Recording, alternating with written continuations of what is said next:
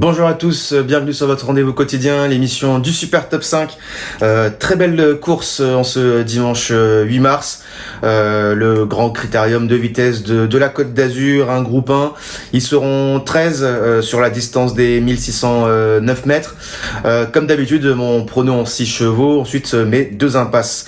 Allez, c'est parti avec le numéro 7, Iguski Sauton, le numéro 4, Gone Boy, le numéro 6, Executive Ek, le numéro 8, Frank Gio, le numéro 5, Inma Rosa, et enfin le numéro 2, Harley Gemma. Alors concernant le numéro 7, Iguski Sauton, il n'y a rien à se reprocher, hein, c'est un super cheval. Il a montré qu'il arrivait à porter l'homme, hein, c'est lui qui est le dernier gagnant du Cornulier cette année sur les forums de Paris-Vincennes. Il a également beaucoup de classe à la clage, il a déjà battu Gone Boy sur parcours de vitesse, donc attention. Alors certes, le numéro 7 derrière l'Autostar, c'est un peu le numéro un peu piège, surtout sur la distance des 1609 mètres. Mais bon, voilà, Mathieu Abrivard le connaît, il va démarrer tranquillement, et attention, la longue ligne droite de Cannes-sur-Mer va sûrement servir ses intérêts. Le numéro 4, Gone Boy, bon, voilà, on le connaît par cœur, hein, c'est un champion. Quand on voit toute sa musique, il n'y a rien à jeter, à part cette disqualification dans le Prix d'Amérique, mais il était pas à 100%, et sans cette disqualification, il aurait sûrement été dans les 5 premiers de cette épreuve. Ah, c'est un cheval qui est tout le temps à l'arrivée, tout le temps dans le jumelé gagnant, et ça sera sûrement encore le cas ce dimanche. Le numéro 6, Executive Ek, a fait un super meeting d'hiver.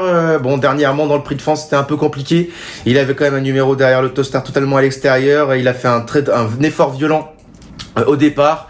Il a pris le commandement rapidement, et ensuite il a laissé passer certains chevaux devant lui, mais voilà, il était fatigué dans la ligne droite d'arrivée, et il a posé les armes. S'il est moins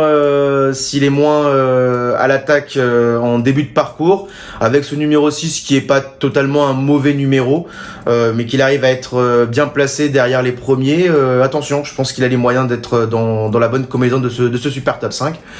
Le numéro 8, Frank Gio, je l'ai mis quand même un peu derrière. S'il avait eu un très bon numéro derrière l'Autostar, je l'aurais mis sur le podium, mais avec le numéro 8 à l'extérieur, attention, ça lui enlève une grosse partie de ses chances. Mais voilà, c'est un super cheval qui a montré pas mal de qualité. Dernièrement, dans le Prix de Paris, il a semblé être un peu à bout de souffle dans le tournant final, mais au final, il s'est bien ressaisi. Je pense que la longue distance il était un peu perdu sur cette longue distance des 4125 mètres. Là, cette fois-ci sur 1609 mètres, attention, c'est son sport.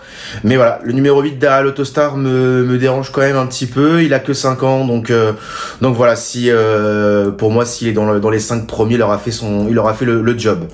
Le numéro 5, Inma Rosa, on pensait que cette mère Courage avait entre guillemets sa carrière derrière elle, mais pas du tout, hein. Elle a réussi à remporter une qualification au Prix d'Amérique.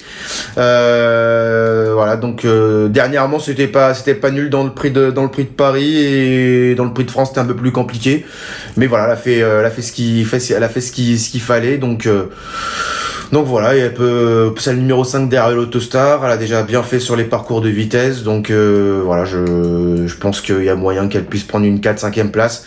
Attention, ça sera la première fois qu'elle sera déférée des antérieurs et uniquement plaquée des postérieurs.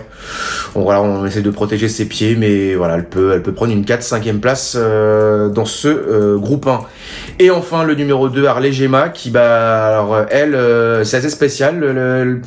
L'année dernière, ou plutôt en 2024, les courses étaient quand même moins reluisantes, et là cette année, fin de l'année dernière et cette année, il y a eu une seconde jeunesse, et vu que l'entraînement de Marc Sassier roule sur l'eau, et également la drive de Benjamin Rochard, le numéro 2 derrière l'Autostar, ce qui est un super numéro.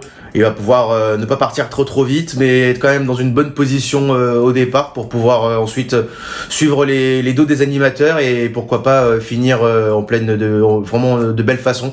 Mais voilà, je l'ai mis en 6e position parce que je pense qu'il y a quand même, alors elle a 9 ans, et il y a quand même, je pense, 2-3 chevaux qui lui sont quand même au-dessus.